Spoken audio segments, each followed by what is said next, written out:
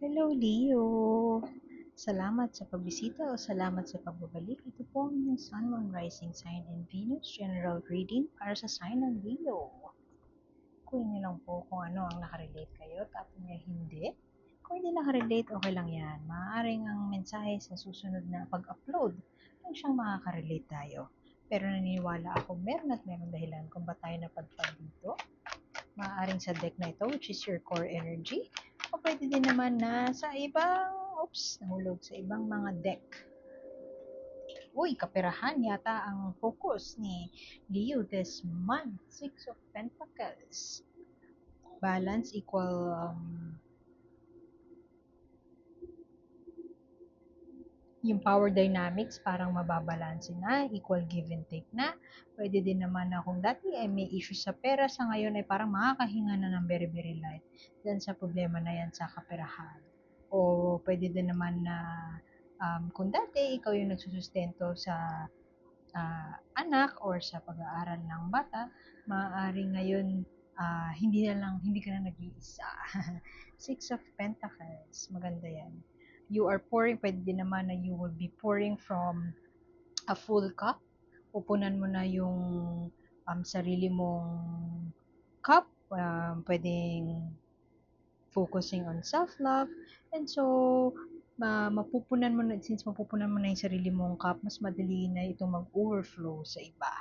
So, yan ang Six of Pentacles. Wala nang possessiveness, which is a nice sign kasi Six is always about balance.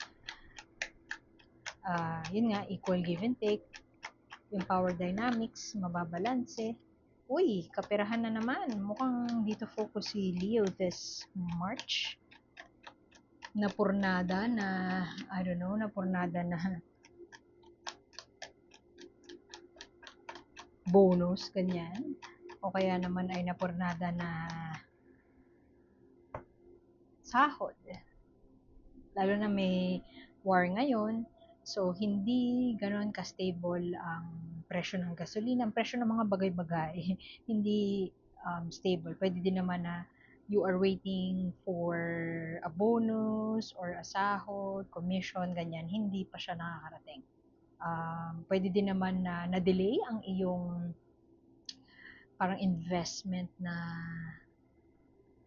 balak, na-delay siya, hindi nangyari. I say that because you have this, usually having this Ace of Pentacles upright is parang windfall of money.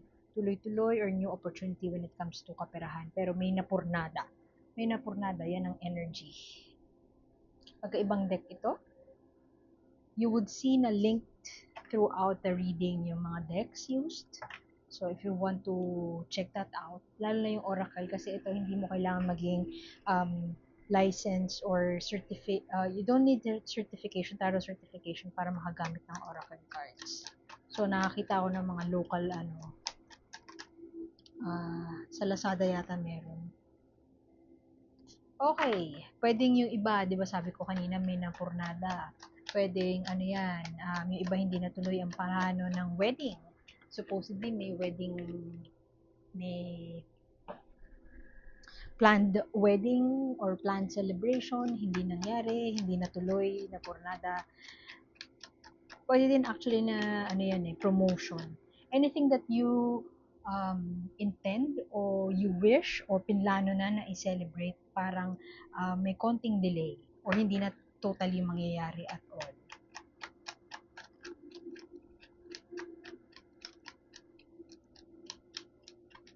I don't know, siguro blessing in disguise yun, kaya ang core energy mo ay Six of Pentacles. Siguro blessing in disguise na napurnada kasi it looks negative yung napurnada, pero you could look at it positively kasi pwedeng ano siya, redirection siya sa'yo ni God or ng universe na pwedeng yung celebration nun ikaw lang din gagastos. So, let's spare you sa gastos na yon at wag na nating ituloy, sabi ni universe. So, the will, parang merong kang inaasahan na mangyari na hindi nangyari o hindi mangyayari at maaaring yung news na yon ay sasabihin sa'yo this March. Anything that you may have planned before is not happening, o pwede din naman na nagre-reach out ka sa mga tao and hindi sila parang tumutugon sa'yo sa pamamaraan na gusto mo. Ayan o, speaking of wedding, wedding na naman yung image. I mean, this card is not about wedding, pero may sign lang na wedding since naka-wedding dress siya, tapos um, um, uh, yung groom niya, yung groom niya is devastated o nalulungkot siya kasi parang prematurely nasira yung gown niya or prematurely nahiwa yung cake na hindi naman inaasahan. So something around you, if I would interpret that, something around you, Leo, is parang pwedeng nasabi mo na sa lahat na mangyayari ang gantong kaganapan.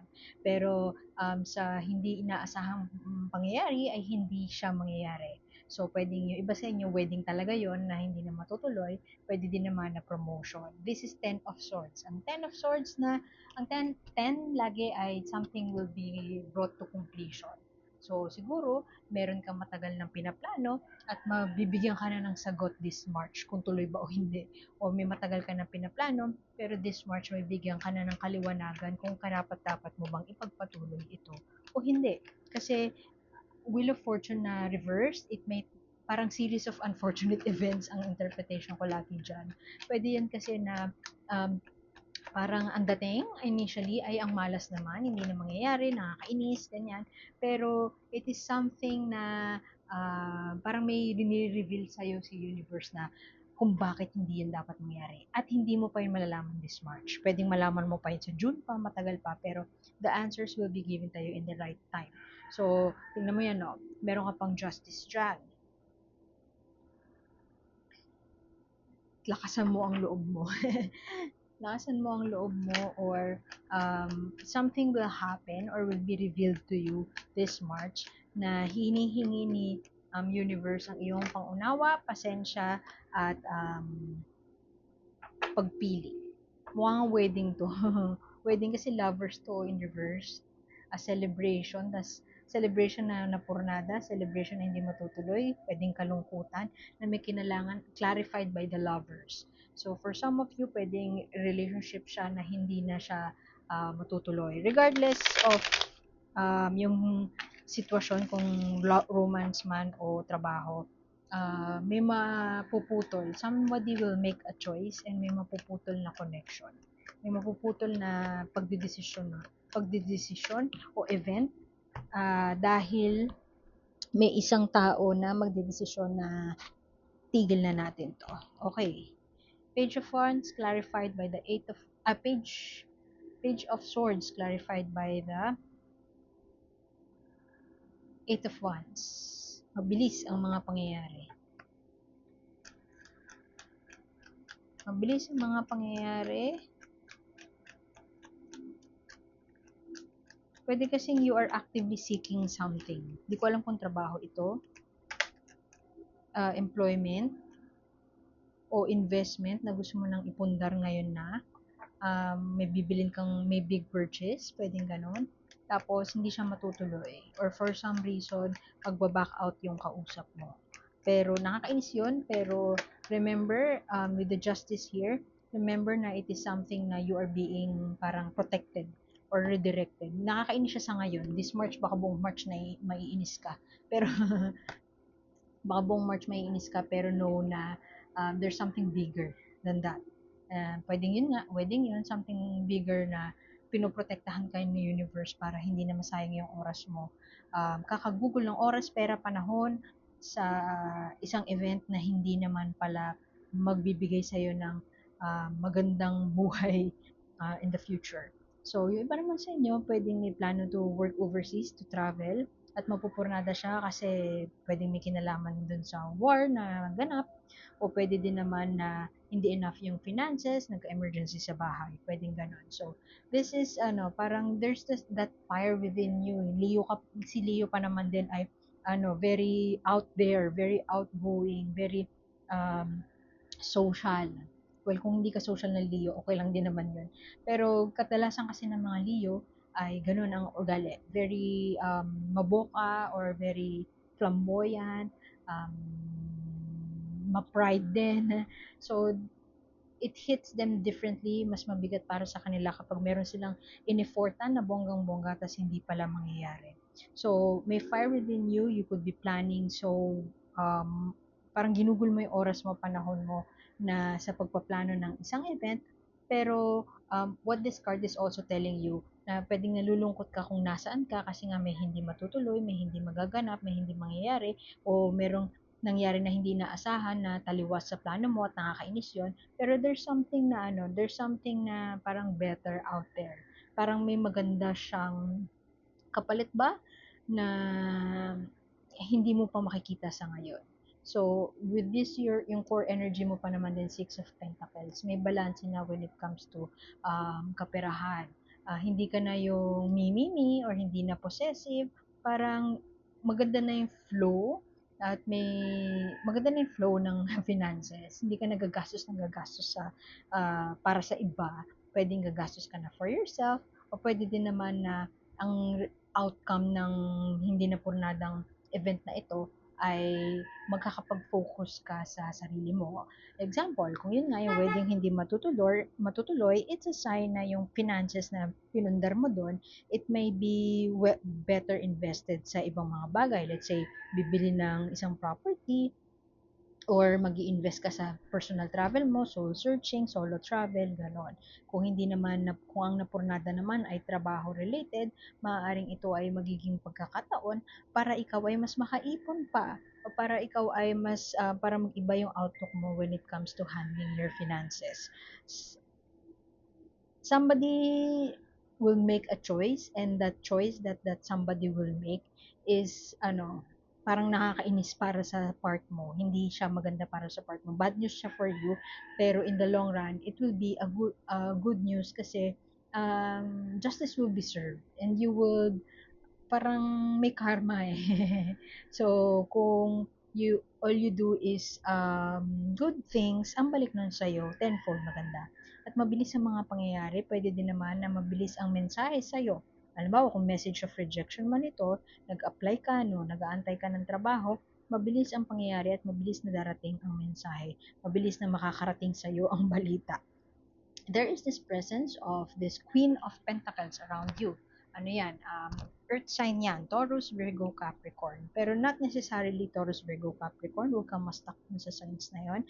Pero this Queen of Pentacles is very grounded. Very,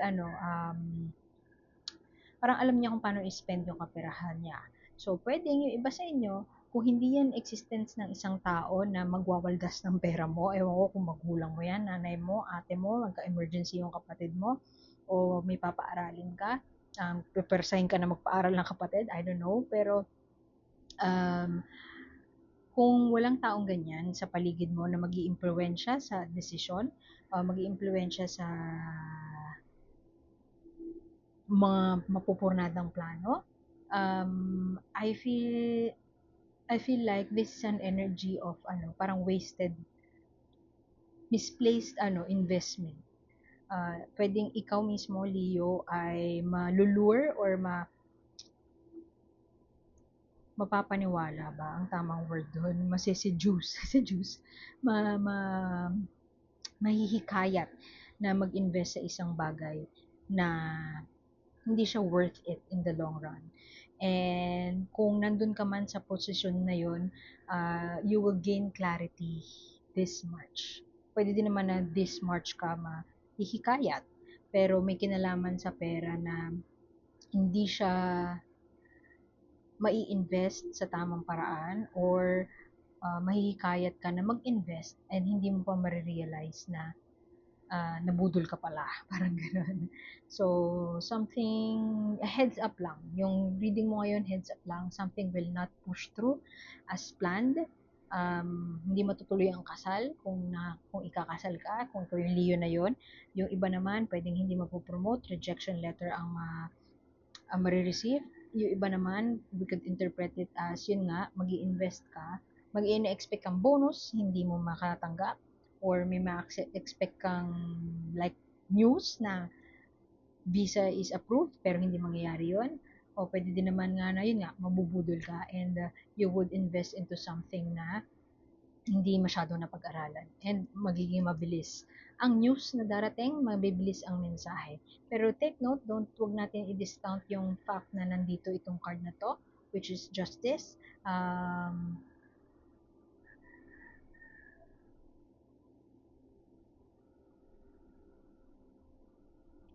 It will be parang all is well. Hindi mo man, it wouldn't make sense sa'yo ngayon, pero all is well.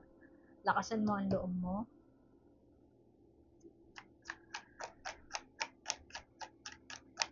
Kasi something good is out there na regalo sa'yo ni universe. Protect your boundaries. Kung ikaw ay nakarelate doon sa sinasabi ko nung unang-una pa lang na magiging balanse na, no? Equal give and take na, equal power relations. Kung nakarelate ka doon na ikaw yung tipong ng tao na bigay ng bigay, ang advice sa'yo ng universe ay protect your boundaries.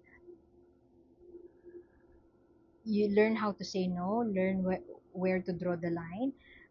Huwag bigay ng bigay, and if you feel like hindi mo kaya, know your limits, and huwag mong masyadong ibigay, itodo ang bigay ng lahat. Magbigay sa sarili, maglaan para sa sarili, magtira para sa sarili.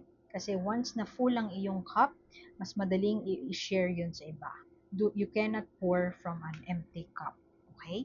So, like, share, subscribe lamang po. Iwan ko na yun doon, Dio. And salamat sa pagbisita. Ako po si A. And see you soon. Bye-bye!